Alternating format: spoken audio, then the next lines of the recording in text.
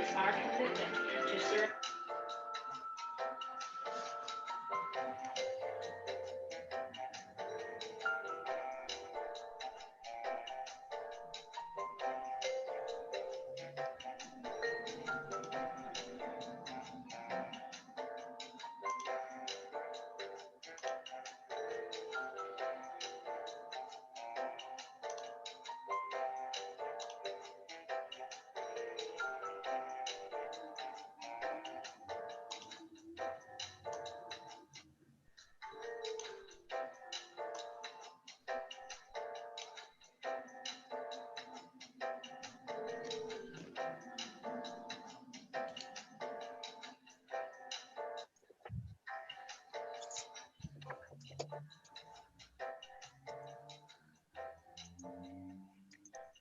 Understand.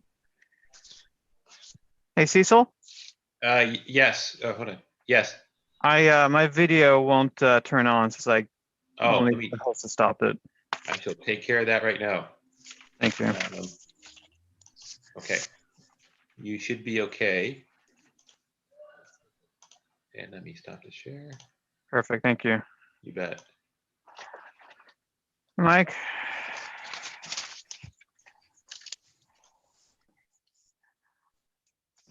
Sorry, how are you? Good. Hanging in there. Now, is that mask because you want to make sure people wear masks, or are there actually other people in your office this hour? Oh yeah, there's still plenty of people here, but under our new protocols, I think since about a month ago, if we're in the building, we have to wear a mask, of course. Okay, yeah. Yeah. Luckily, I found these really comfortable black K94 masks, so Nice. they're easy to wear for 9 hours a day. Jeez, yeah. They're very slimming too. Yeah, it's the new little black dress. How you guys doing today? Good. Good.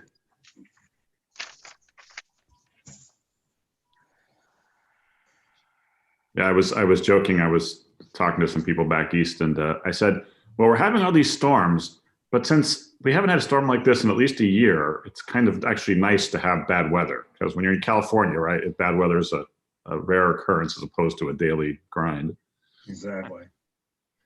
We need a whole bunch of these stuff. I don't know.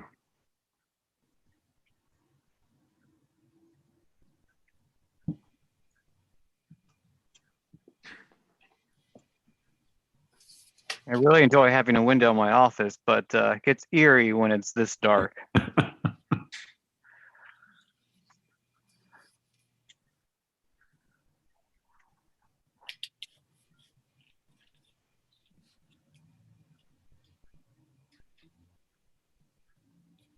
So any problems in Campbell with all the storm and the wind going through? Yeah, not that I heard so far. Hopefully the rain isn't too bad this evening. Yeah, I've had a couple people up in Sacramento I've been talking to, and they're like, well, our power's been out for hours. And I'm like, oh, well, you must have worse winds than we do here, because it's a big deal here.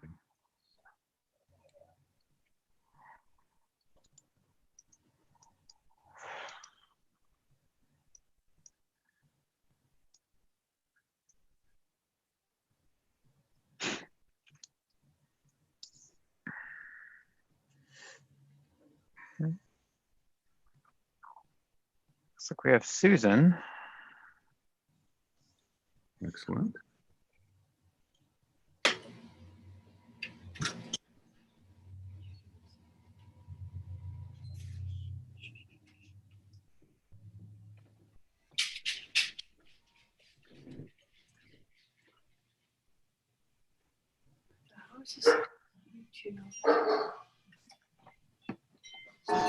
Hey, Susan.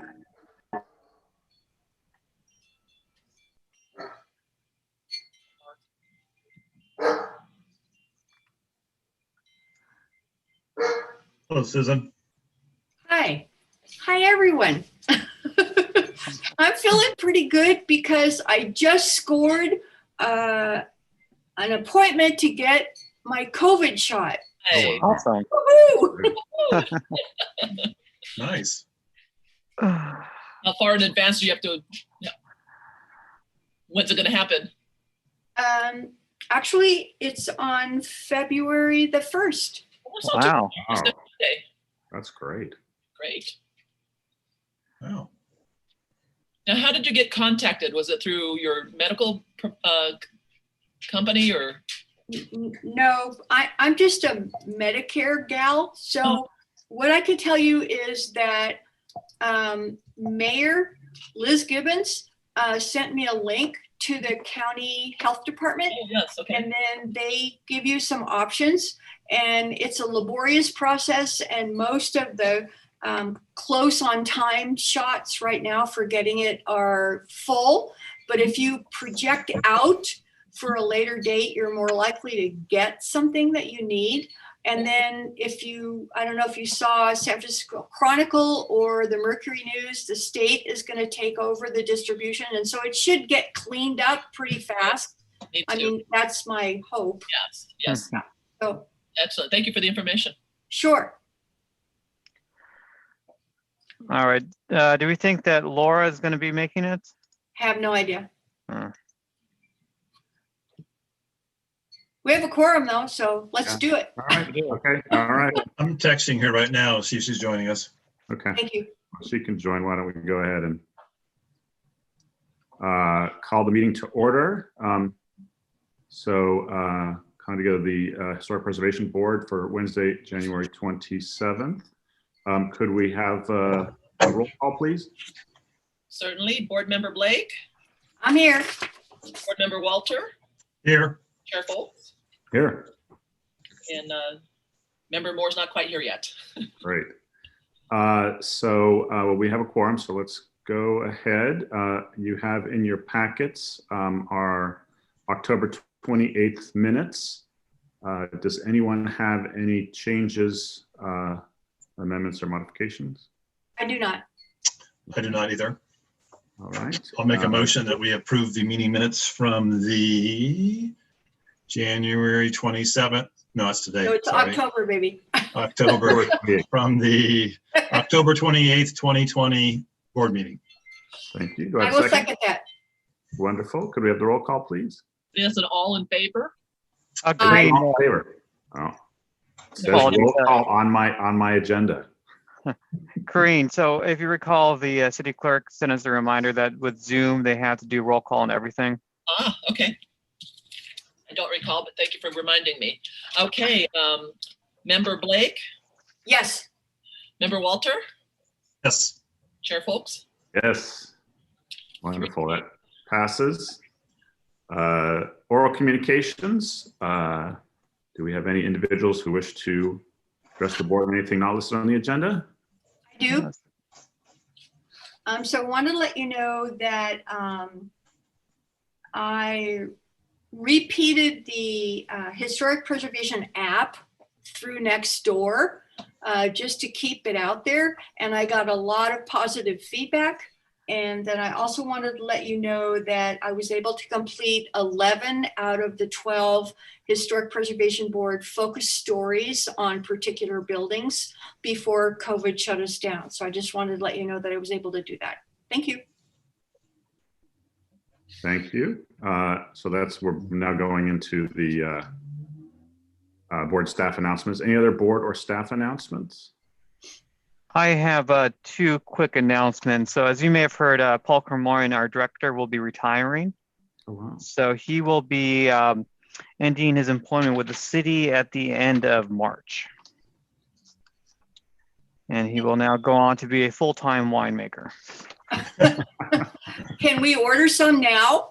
I'm sure he's taking orders. He does make wine commercially as it is now. Wow. And second, I was simply going to inform the board. If you recall that folk Victorian house on 1940 Hamilton Avenue, where there was a preliminary application for a new modern office building. So the property owner has been working with the adjacent church next door. And so they're going to be submitting an application to actually relocate that building to the church. And the church would use it for their administrative office. So we may be able to preserve it even though it's not technically on the HRI. Can you give us any more details about that, about where on the church's property that it would be relocated and how that's going to happen? Not yet. So their application is pending probably within the next couple of weeks, but I can certainly forward those materials. I mean, it'll be on our DRC distribution, but I can flag it for the board. Thank you. Susan, if I jump in, my guess is that in the back of the church is a parking lot, and there's a dirt lot area back there where they used to have portables for classes and things like that.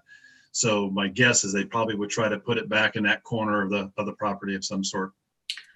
Okay, thank you for that. I'm encouraged because we didn't have any other alternatives for it, and it is a historic building, and it is a delightfully old building, one of the few big ones that we still have. So I'm happy to see that somebody's gonna take it and move it and save it. Thank you. Yeah, we're trying to make this as easy as possible for the church, so we'll try to Understood. get it done quickly. And I have no further comments. Okay, great. Anyone else? No. All right, we'll move on to new business. So this is our first meeting of the year. So we have our annual election of chair and vice chair. I'm sorry Laura's not with us, but I think, go ahead. So she's trying, apparently she's trying to get in, but she doesn't know how to do it again or something. I don't know. So Okay. Cecil, is there a way that she can call in to this meeting? yeah. Maybe you could suggest that to her, because she's probably clueless. I mean, Well, she gets overwhelmed. Well, I told her that all the link and all the information is in the Microsoft email. I don't think she goes to those But emails. she doesn't do Microsoft, so I don't know what to tell you. I don't know either. Green, you don't happen to have that phone number handy, do you? You mean Laura's? Well, no, the number to dial in into this meeting. Oh, I don't, and I'm afraid I'll lose the meeting if I try to go to my email. I'll pull it up. I'm not that techie myself. thank you, Todd. So I don't want to, I'm concerned about the power maybe going to leave us. So I would like to keep going if everybody's okay with that. Okay. We So, got pretty big wind and rain right here right now, so. yep, no, I got you. Yeah, so, yeah, we don't, if we lose power, that's really going to put a cramp on our meeting. Yeah.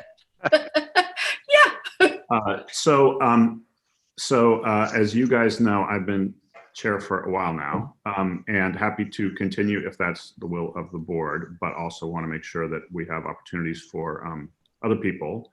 I think, for me, the biggest thing that I was trying to get done when, as being chair, was to finish off the Mills Act. And obviously we haven't quite gotten there yet through a lot of things not really in our control. But again, I also think that I want to make sure that we're not keeping other people from rotating on. So my suggestion would be that that if we want to rotate, that just in terms of the next logical order of people on our group to be chair and vice chair would be Laura as chair and Susan as vice chair. Or if there's a will to keep me around as chair or vice chair, I'm happy to do that. So it's really kind of up to you two, since we don't have Laura, as kind of what you guys think would be the best thing for us to do. And we could do something else too. Those are just my suggestions in the rotation, that Laura would be the next person. Oh, and Susan, you're muted. Susan, you're muted. You're muted. We can't hear you. All right, here we go. There you go. Now? There you go. Okay. Ay, ay, ay. Okay, so we missed 7 meetings last year, one of which was previously scheduled on our, list of what we're going to do for the year. But I don't feel like you, as chair, had a chance to really do the kind of job that you are so equipped to do. So I would like to suggest that you remain as chair for this year and that Todd remain as vice chair.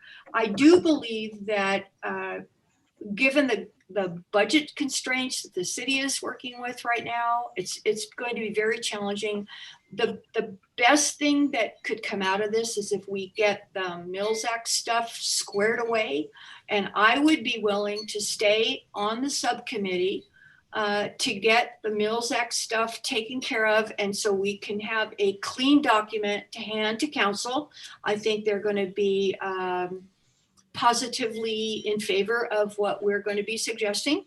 And I don't know that really we're going to be able to do too much else this year. So that's just my opinion about where we are right now.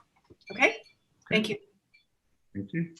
Yeah, and I would ditto that if Mike, you're up for that. And just to clarify, Susan, I wasn't vice chair, if I remember. I think it was Yvonne was vice chair. Yvonne was vice chair. Okay. But I'm not opposed to being vice chair with Mike this year and continue everything if Mike is up for that.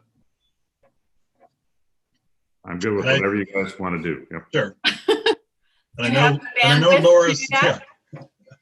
Yeah, I mean, I do. I think especially, I think you're totally right, Susan, that our one big action item, and I think the most important thing that we will have done in recent memory is going to be the Mills Act. So I think it's really important that we just have singular focus on that and get it right. And, you know, again, I think getting it right, not just being accountable and all that good stuff, but really now having it be something that we do a good enough job that we have more applications than we have ability to fund them, right? Thank you. Because I think if we do it right and we get the information out there, you know, my hope is that people actually take advantage of it. Yeah. So I would like to reiterate that I thought I sent in suggestions for an FAQ, frequently asked questions paper, and I also sent in something about primary categories. And I also sent in Laura's response comments, but I don't know if they actually got to all of you. I'd be willing to resend them. I think that they are at least a good starting point for what we want to try to accomplish. And then Todd and I still have a lot of mechanical stuff in terms of how to present it to council, how much it's going to cost the city. Yeah, there's just a lot of nebulous stuff. We didn't get a lot of great information from the county. So yeah, that's kind of where we are digging through the piles of stuff here. Yeah, and I think those comments, Daniel, I think you sent them out, right? I believe I I'll saw check. them. I think Because I think I saw them. I think you sent them, not Susan, right? I may have. I don't remember what I did. right. I think Susan, I think you sent the comments. I think my memory is that you didn't send them to everybody. You sent them to me because we were coordinating to kind of then put one packet together to get it all back, rather than you give a piece, I give a piece, Yes, and everybody thank gets you bits for and that. pieces. So I think Laura responded with her comments, maybe if I remember, but then you and I were going to consolidate and then give one response to everybody, or to Daniel to pass it out to everybody with all our updated information for our further discussions. Well, then that may be our next target. Yes. Okay. Well, we'll get to that because we're going to have, you know, that's one of our big items to talk about today is the Mills Act. Yes. All right. So, any other thoughts or discussion on chair and vice chair? None for me. I'd like to make a motion, if everyone's ready for one, to continue Chair Folks' positions as chair. And I would be glad to take on the vice chair role. I will second that motion. Okay. Any discussion? All right. Could we have a roll call, please? Board Member Blake, Yes. Board Member Walter, Yes. Chair Folks, Yes. all in favor. Excellent. Thank you. Aye. Appreciate your support. And hopefully we will get this through this year. Our next item is the meeting schedule. As you mentioned, Susan, we lost a lot of meetings last year. And hopefully this year we'll, now that we're, you know, we've adapted to Zoom and hopefully avoid conflicts, that we'll have a more full schedule. If you see in your meeting packet, if you roll down, there are the proposed dates. Yep. Does anyone have any? So the only one we have cancellation is the November meeting, and then we have a modified December meeting to make it earlier because of the holiday. If anyone's looked at those dates, do those, I mean, or normally otherwise they're on our normal monthly cycle. Does anyone have any dates they would like to see modified? I do not. I don't either. Okay, great. Then I think we need a motion to approve of our resolution with our meeting schedule. Yes, all right, I'll make a motion that we accept the HPB meeting schedule for 2021 as listed in our meeting minutes today. I would second that. Excellent. Any discussion? None. Okay, could we have a roll call, please? Member Blake, Yes. Member Walter, Yes. Chair Folks. Yes. Thank you. Well, you're going to get really good at saying our names with doing this all meeting long. Oh my God. So now we have the commission collaborative discussion and work plan request. I'll turn over to Daniel to talk about kind of the nuts and bolts of what the city's looking for. I can tell you that we had an interesting first meeting. We had good attendance by all of and it was almost all of the chairs of the different boards and commissions. There was one or two that had somebody else filling in. I think you can already see the benefit of just having a dialogue, because there were already several, the Youth Commission and the Parks and Rec Commission talking about some things they may want to look at together.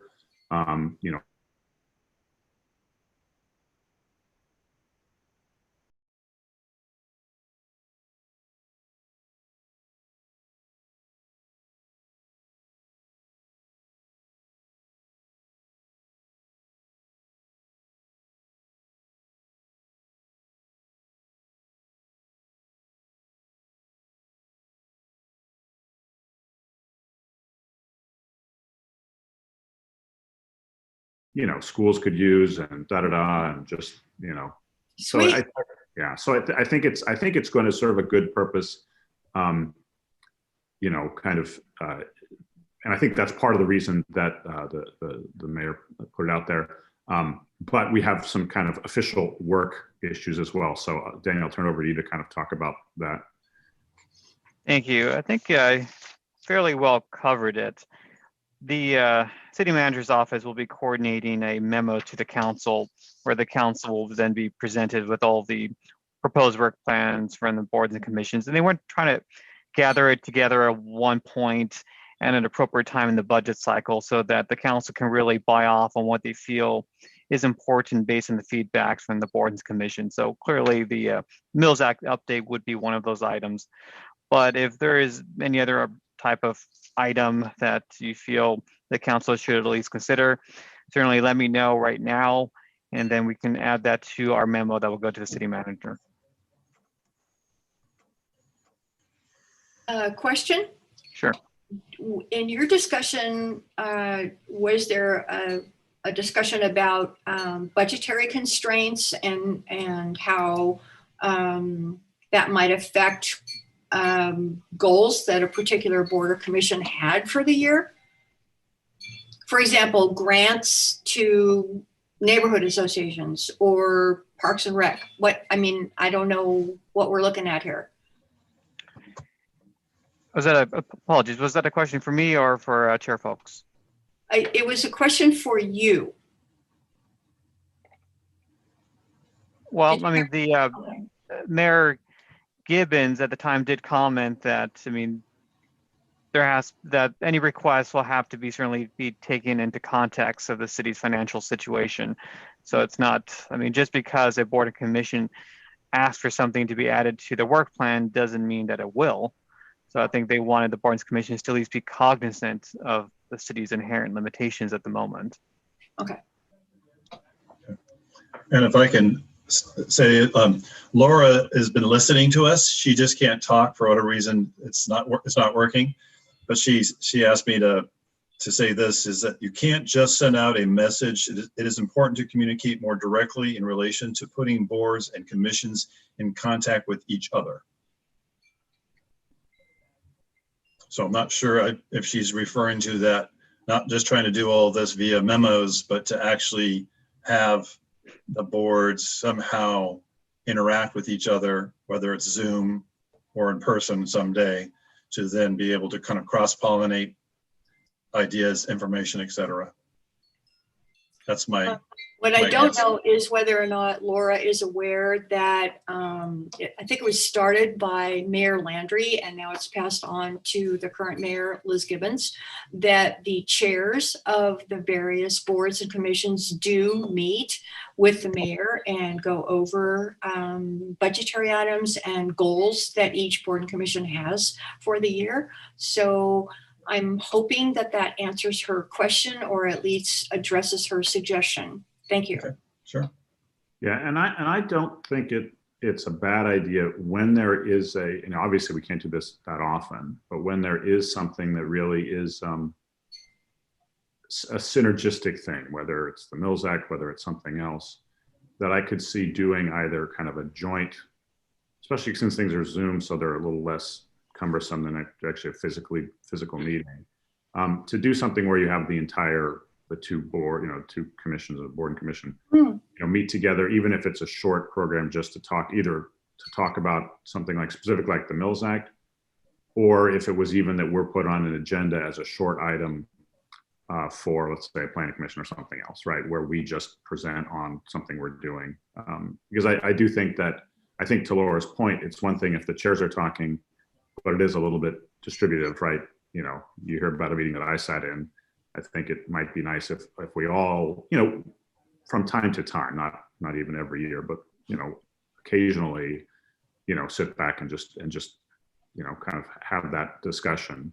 But obviously, it'd have to both be something that was not going to be overburden staff and be something that wouldn't take a huge amount of time, because I know that there's a lot of other work that they'll have to look at, especially the planning commission now that everyone's renovating their houses because they're living in them, they want more space. So.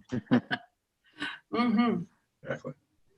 Yeah, she responded saying, yes, that is really good. I think she was referring to when you were talking, Susan, about the chair meeting with the mayor to then talk about plans and ideas. So at least it's not just memos and letters going out to each other. Mm-hmm.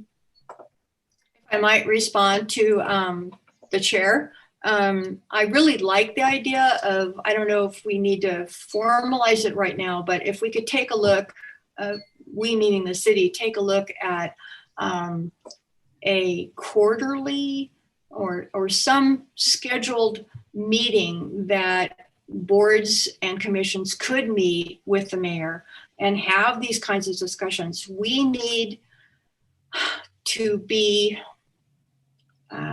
more integrated than we've been before. It seems to me that our board does its thing and Parks and Recs does his thing and Civic Improvement and maybe we can do better. So, okay, that's my comment.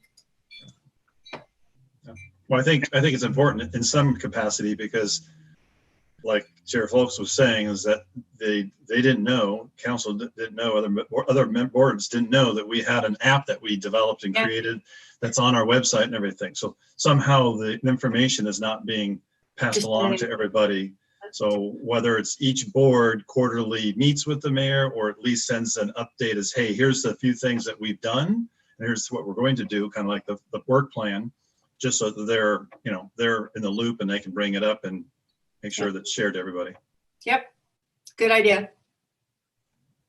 And I was going to ask, is that the intent of this kind of new setup that the mayor wants to do, that we're at the beginning of the year, we're going to give a work plan and then the chair, vice chair, whoever from each board will meet with the mayor periodically to give them an update? Or is it just the beginning of each year, here's the work plan, and then we kind of let it kind of go on its way kind of naturally? Do you know the process they were thinking? Well, I think, I can't really speak as much to the budget process. I'll leave that to Daniel to talk about. But I think in general, it really is more of that holistic, we need to not be so siloed and we need to have more discussion. And I think too, part of it is, as mentioned now, the second mayor saying, look, I'm the mayor and I've got all these things happening in my city. I don't really know what's going on, right? So part of it is, I think, for that single person to have their more of a pulse of what's going on. So it's not something comes to council and they've never heard of it before, right? That a board or commission might have worked on for 6 months. Okay. But also there's a big push, especially with our current mayor, on the collaboration, right? On, hey, if you're building a bike trail, I use Parks and Rec and youth just because that was the biggest connection we had in that meeting. But, you're looking to build a bike trail, and gee, why don't you talk to the youth about where they actually want to bike, right? Instead of just doing it in a vacuum, right? And little things like that. And again, I think for us, and planning was more of a synergy, right? So I think there's certain commissions that make more sense, right? The finance, we have one board that's fairly esoteric, and I'm not sure that they necessarily plug in someplace, but these other ones really do have subject matter overlap. Mm-hmm. Agreed. And I was going to ask Daniel, is that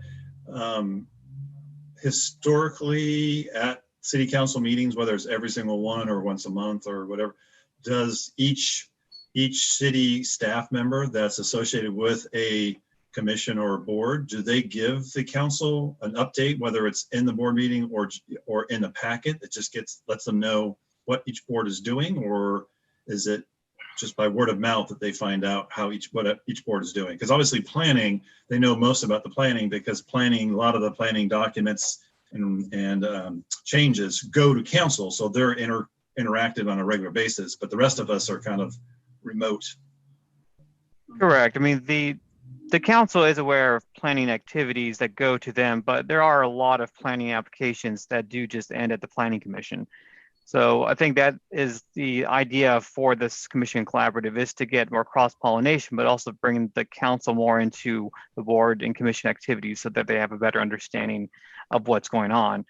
I think in the immediate moment, it's seen as a vehicle to funnel kind of work plan requests.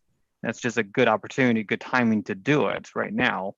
Right. But I think, long term, it's certainly going to evolve organically. I think the idea is to get better discussion dialogue across the boards and commissions. Right. Okay. Well, I think from a work plan, from our standpoint, obviously the Mills Act revamping of that is our number one item that we'll work on this year. I don't know of anything else that we were thinking about in years past that is an opportunity to bring back up and add to the work plan. And I'm asking out loud because I don't know if both you, Susan and Mike, if you remember any of these, or Laura, if you can hear me, if we remember if there's any other work plan ideas that we had talked about in years past that we put off to the side because of budget constraints or other reasons.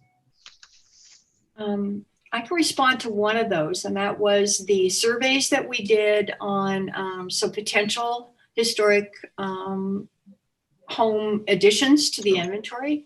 But we didn't get really far with that. And a lot of the properties, well, actually, I suggested 5 that could potentially be added to the inventory. And since I proposed those, 4 of them have been drastically remodeled and would no longer qualify for potential inclusion. So I don't know that we should pursue that right now. Yeah, it's just crazy out there. That's all I can tell you. Yeah, and for me, the only thing I would probably suggest, because a lot of things, again, they're nice to do, and I think to Daniel's point, with constraints on budget and staff resources, et cetera, I think we really need to focus. And if we if we do have any help, right, we're going to want to focus on the Mills Act, right? The only other thing that I would love to see us develop and would be relatively easy. So it's kind of one of those chicken and the egg. If we had an intern who was able to help us on Mills Act, and once we got over all that research and the hump on that, and they were still around, would be on that app to do updating and to do, expansion. Yeah. When I'm saying expansion, not having a really big, this is something that could be done literally, in a week's time, because it's really for a young person, it's a little bit of research and a little bit of writing, a little bit of encoding, but just to improve it a little bit and make it a little more user friendly, and perhaps add either more details on the properties we have on there, or add, a couple of other properties, just to kind of refresh it, make it a little bit more exciting. And for people who have used it before, since it hasn't changed in a few years, right, to just kind of make it something that they want to go back to, right? You want it to be kind of a living thing, not just, a static brochure type of thing. So, but obviously that comes way down the pipe compared to the Mills Act. So. Chair, you're talking about refreshing the app, the HPB app? Correct, yeah. Thank you.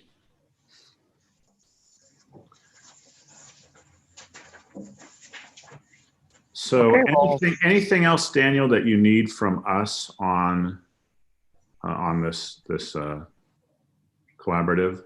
No, that's sufficient. I mean, the Mills Act update has never actually been a formal work plan item, so hopefully this will put it into that formal context, which should help. Great. Good. Okay, great. Perfect. Thank you. All right, wonderful. Well, speaking of the Mills Act, now we're moving on to old business. Mills Act Subcommittee Report and Program Update Discussion. I will, and I know we've already kind of had a little preview of that. I will tell you that just from a personal just anecdote, I was looking at a property in another town, and it was a beautiful historic place, but it needed a ton of work, and would probably be a journey the rest of my life. And the fact that the city, which is a relatively big city, did not have a Mills Act, probably Not even one? yeah, they just didn't have it at all, even though they have a lot of historic homes. I think really put the kibosh on just me wanting to designate the rest of my life and my fortune to restore this old house. So I do think, I mean, at least from a personal perspective, as this happened this week, it does matter, and certainly in taking on a big project, it definitely is something that at least some people, I think, do. People who know about it, I think, really do look at seriously. So again, that's the goal, is that our Mills Act turns into something people really, in an ideal world, are excited about buying an old house because they know they can qualify and they know that there's enough of them available to actually take advantage of them. So anyway, that's my anecdote, but I'll turn it over to the subcommittee to report, or at least to have a discussion about kind of where we are and open issues. And I know Laura can hear us, but can't discuss, but maybe we can talk about a few of the things that she brought up, and just have a discussion about that. Well, I'll jump in. As you heard Susan was talking about earlier, is that from the last meeting or two ago, I think it was from the October meeting, we kind of had our marching orders for things to update, refine, etc. So she's tackled a handful of items. I've got to work on the kind of the financial side. We were going to do some number crunching and figure out some examples of different valued houses based on the Mills Act formula, so that we can have some examples to show the city council that if a house was purchased for $1 million, here's what the savings would be if it's $500,000 or 1.5 or whatever, to give some more tangible examples for the city council. So when we do present, at least they have a better idea of what kind of tax savings property owners are receiving, as well as what money would not be coming to the city. So we still have some homework to do. So obviously with COVID and holidays and other things, that slowed down my process. So we'll be tackling it hard and fast here in the new year to put all everything together, send it to Daniel that he can send out to everybody so that we can bring it to hopefully the next board meeting for further discussion and more refinement, with the ultimate goal is to hopefully by, I would say, hopefully by no later than June, having a document that's ready to be submitted to City Council for review and input and comments. Good goal. Good goal. If anybody else wants to give feedback on the frequently asked questions things or the two primary categories, I'd be happy to take those and play with them. If you don't have them, I'll send them to Daniel and he can send them out to you again to get feedback, because I want to make this as good as it can be. So. Exactly. So that's where we're at right now.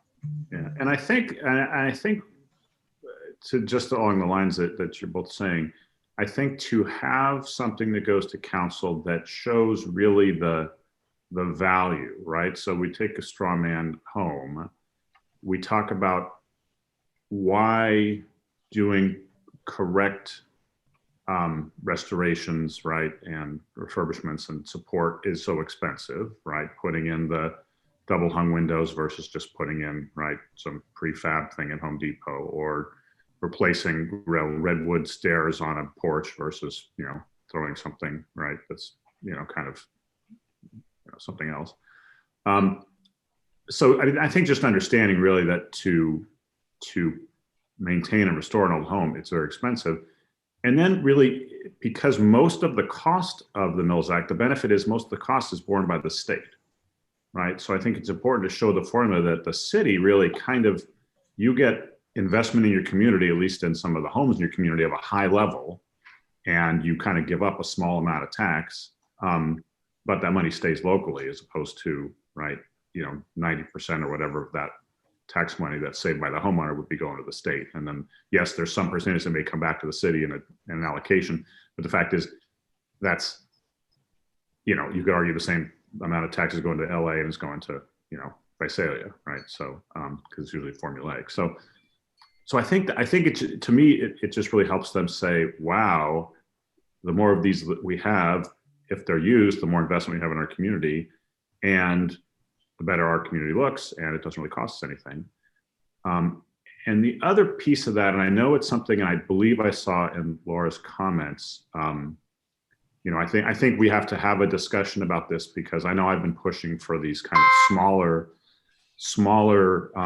or shorter term Mills Act, as opposed to just one forever. And that's really, for me, you know, I can see a property that just in and of itself, and we have several of these in town, many of these in town, is going to require such ongoing and complete maintenance to maintain the house. And because we're going to make people now send their plans in, right, show their work, right, all that longer term contracts, right, the 10-year revolving contracts may make sense. But I do see, and I think I've seen in several of the applications that have come to us, both for the Mills Act and just ideas for people wanting to redo their house, they really are project based, right? Their house is not of an age where, you know, I mean, like, you know, like I have and Susan has, where it's just, there's always work to do, right? But they're houses that kind of have a discrete problem that needs to be fixed, and they want to do it right. But the house in and of itself is not of an age or a shape that it really needs that much ongoing work. And to me, if you had kind of a short form, long form, where maybe we still offer that, yes, you get a Mills Act kind of perpetually, because of both the contract you're signing and because of just the type of work we know is going to be involved there. But we also have something that more property owners that have homes on the registry could take advantage of, that would allow you to kind of get a benefit, get it for 5 years or 10 years. So it's basically over time, you're kind of saving on your taxes as much as you're investing in your home. But after that, you know, instead of having a fiction where you're going to have to pretend you're doing upkeep to keep your contract going, it's really kind of a, you know, you've done your thing, you've been made whole by the city through this Mills Act, and now that goes to somebody else, unless you want to apply for another project, another thing, right? Because again, for me, I just, when we were the one or two that we've approved since I've been on the board, certainly one was, they were making up a lot of stuff in that application to kind of show the amount of work they're doing. It was really more discrete things in the house that they felt qualified. And for me, I'd hate to, like, that's one I think with all we know now, I probably would have voted no. And as you recall, I was the deciding vote on that one. But I'd much rather have somebody to say, yeah, you don't really qualify for this because you really, what you're doing is really not to that degree of restoration and support you need. But you might qualify for a shorter Mills Act contract that still you get it and it benefits you and basically makes you whole. But you're not, it's not kind of a, you get it. And so eventually a really worthy house comes up, and unless the council gives us more of them, we have to say no to it, right? I kind of want to have my cake and eat it too, if that's possible. But that's just, again, that's my thought. And I remember the comments that Laura made, and I'm sorry she can't talk here, but I am cognizant because, my first thought was let's do them all that way. But I do think that there probably is a need for both, right? A need for flexibility there because each project is going to have a different set of criteria. Yes, I would say that is true.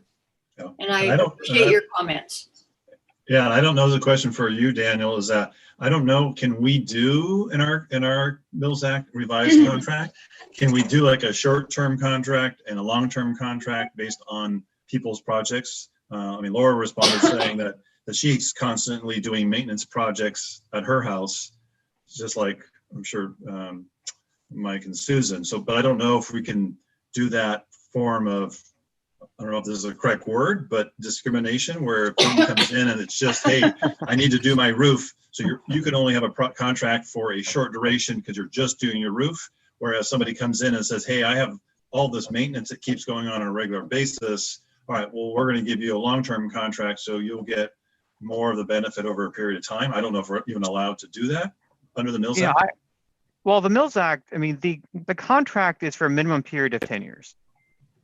And as we discussed in the past, there are cities that do limit those contracts to like 10, 15 years. And effectively, all that requires is for the contract to be issued.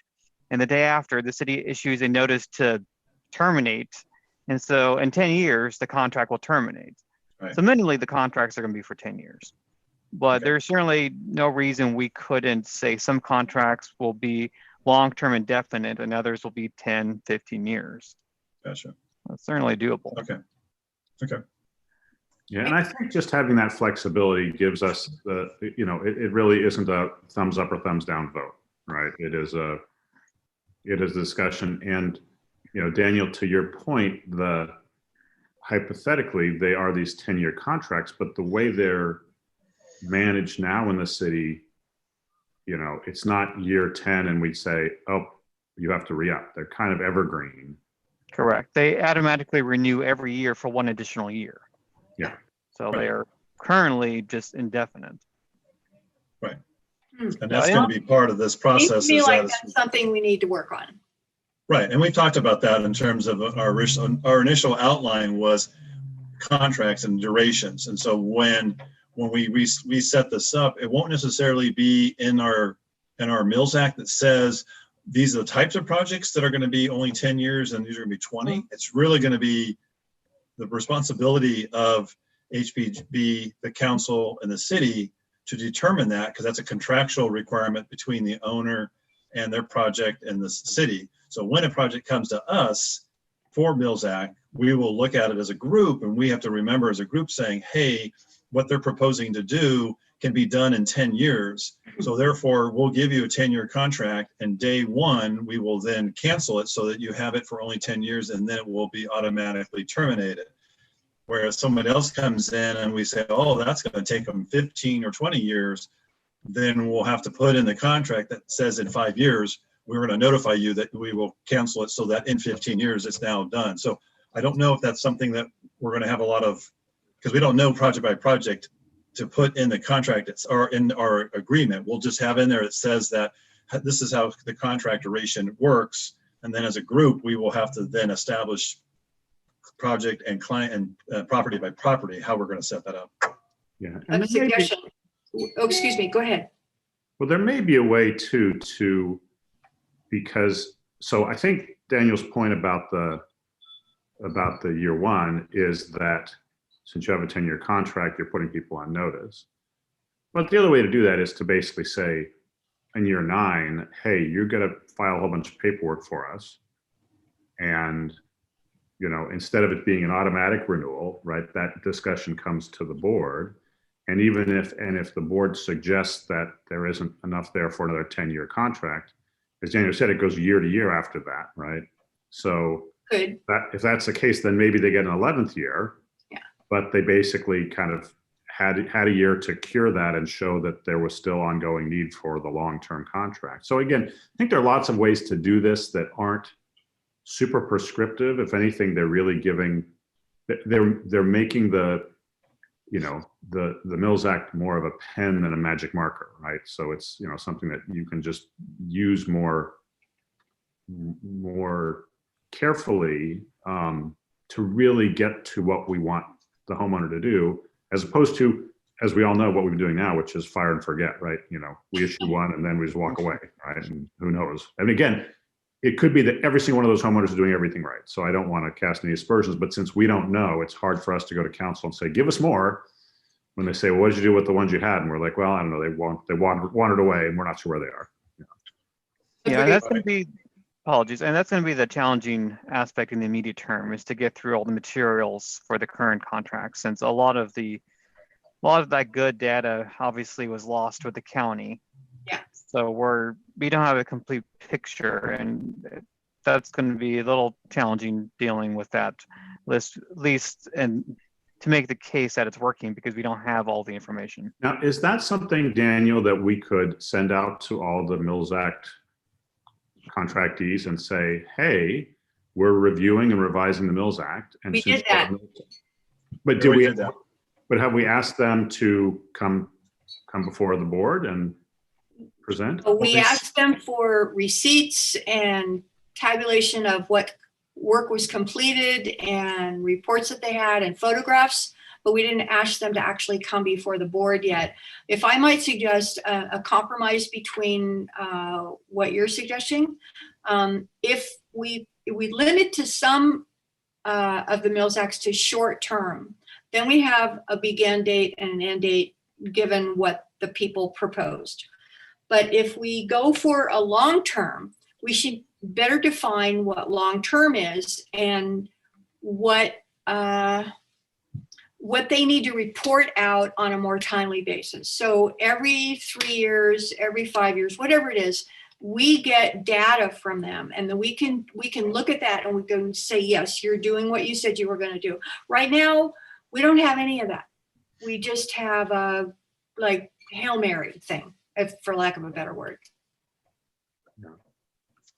And I just want to clarify too, back on the contractual thing, you tell me, Daniel, if I'm misinterpreting this, but because the minimum contract is 10 years, if you wait till year 9 to say, okay, we're now going to cancel it, it still goes 10 more years. So now you're at 19. It doesn't just Correct. go one more year, correct?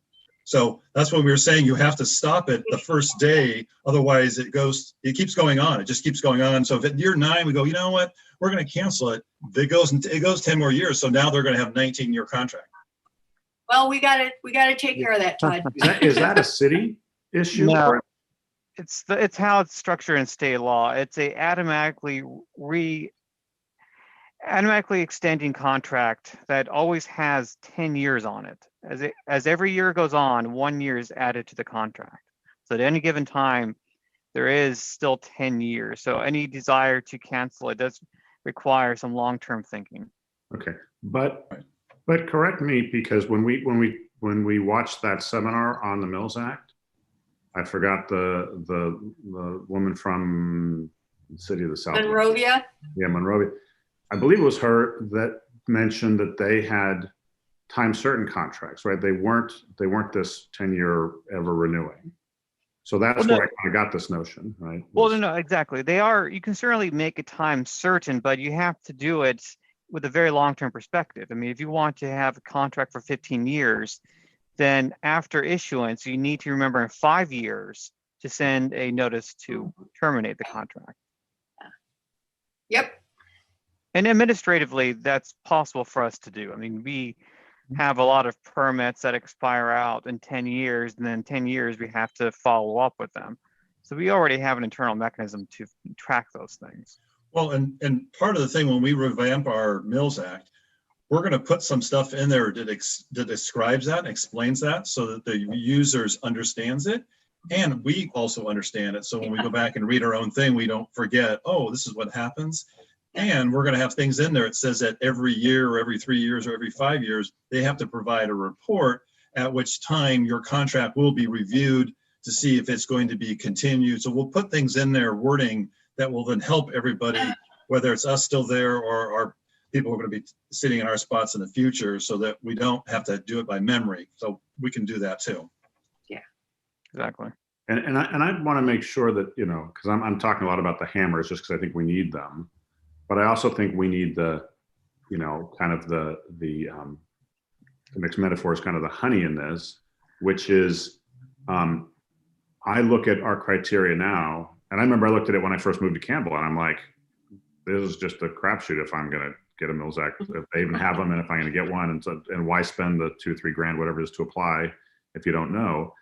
And I think it'd be really nice for us to say, these are not, you know, all criteria will be evaluated, but here are things that we, you know, look at. So people can, you know, ideally what I want a homeowner to do is to be able to look at it and say, hey, I want to do all this work, which they've outlined as some of the priority things, you know, and it's, you know, and they have, and there's visibility as how many Mills Act there is, right? You should be able to go on our piece of the city's website and see, oh, 3 Mills Acts are still available, and right, there are nothing in the pipeline. Because to me, then you spend the $3 grand or whatever it is to put your application forward. But I think right now it's just such a black box unless you watch all our meetings, which, you know, most people can't do, and they're not recorded, so you can't just watch them later. Like if you watch them, if you watched our group, you would know exactly what to do. But absent that, I think it's just, you know, I really think we can make it something that many more people who are on the list, right, of you know, On the inventory? Inventory, are going to get excited about it. They're going to say, Joy, this is something I want to do. So that's the goal. And that's everything we outlined in our initial summary that we sent to the board, was all those things about what do we want to put in? Do we want to put in, you know, certain requirements, things like that. So as Susan and I move forward and start to revamp and pull stuff together, we'll address those things too. And then we can all take a look at it and see what works, what doesn't work, and tweak it from there. Yeah, if you could, if you can find it, and if you can't, I'll send it again. Look at the new primary categories that we proposed, and then see whether they, you know, make sense for what you're proposing, Chair folks. Yeah, I think they do. I mean, I recall them. I don't have them right in front of me, but I'll drag them up. Like with everything in email. At the end of the year, I put all my emails from the prior year, like, away, and I start with 0, and I'm already 1,900 unread. So yeah. But yeah, I mean, I know, but I recall them, and I think that's the exact thing. And again, it really is a guide, right? It really is, I think, you know, making it so much easier for people, and I think for the city too. I think it's going to help the council if we can show them, here's the financial benefit to the city and not real cost to the city. Here's all the accountability that we're putting that's brand new to make sure that this is really, that we're on top of this. And by the way, here's how we want to market this, and hopefully, you know, have more people take advantage of it. You know, for me, that kind of bookends both the work of this board, but also my hope is, you know, we have a different reaction than the last time we went to council with one of our things, right? So. Agreed. Totally. Okay. Anything else on the Mills Act we want to cover today? I have nothing. No. Okay. So we will, we'll get that update between now and our next meeting, and share through Daniel any thoughts. So hopefully when we sit down next month, we'll kind of have that draft document so we can really start, you know, going through both the FAQs and the proposed changes, because I think we're all in agreement on the big pieces of this. So I think it's really just refining them and making them work, and again, making them as you mentioned, right, something that, the people sitting in our seats, 10 years from now are going to say, oh, that was good work. And that, it's flexible and it's logical enough that we can follow it and make sense versus what were they thinking here, right? Right. Indeed. Oh, God. Or what were they drinking? What did they do? Exactly. Well, blame it on COVID. Uh-huh. Yeah, there you go. So for our next meeting, is there anything that anyone on the board would like to see agendized beyond the stuff we've talked about? I have nothing. I don't have anything either at this point. I mean, not tonight. I mean, I may come up with something at some point, but I'll put that out there when it comes up. Right. All right. Well, Daniel, anything else we need to cover today? No, that's it for tonight. All right. Well, then- Actually, I have one last question. Sorry, Daniel. Is in terms of looking for our fifth board member, has the city put that out? Has there been anybody responded or anything like that? It has been put out. I have not been informed by the clerk yet if we have received any responses, however. Okay. I looked, what is today? This is the end of January. I looked after they put it out initially and there were no responses that I could see. But then COVID is kind of getting in the way of a lot of stuff right now. So we'll just have to see how it plays out. Daniel, if you could, or if it would be appropriate for you to ask the clerk about the status of anybody applying or whether they're advertising it, I'd appreciate it. I will do that. And just as a reminder too, it's going to be a little more challenging also to find an individual because we still do need to find a qualified board member who has an architectural or construction background per our CLG status. So that's makes it a little more challenging. But I will follow up with the clerk to see where we are. What were the two categories, Daniel? Construction and what background? Architecture. It's a very long list. Thank you.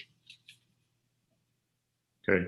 There's a lot of Maybe options. if You could be that's- an archaeologist or an anthropologist or an architect, or there's a lot of Plan, options. yeah. A lot of options, yeah. Yeah. Daniel, if you wouldn't mind just throwing that list around to the board, I think it'd be helpful. Because I didn't quite realize we were looking for a specific group of categories, but that might actually trigger, if we know somebody in Campbell who may have that background, right? It'd be good. And is Because totally unaware of, yeah. Yeah. Agreed. I can do that. And if needed, I can put it out on Nextdoor, so, Yeah, that would be useful. okay. Okay, great. Great. All right. Well, thank you, everyone, for your work. And thank you, Daniel, and Karen for It's staying late. nice to see 3 out of the 4 of you without a mask, but, oh my gosh, Weird It time. is. absolutely. All All right. right. Well, everyone stay dry and safe, and we will see you in a month. You got it. Good night. Good night. Good night.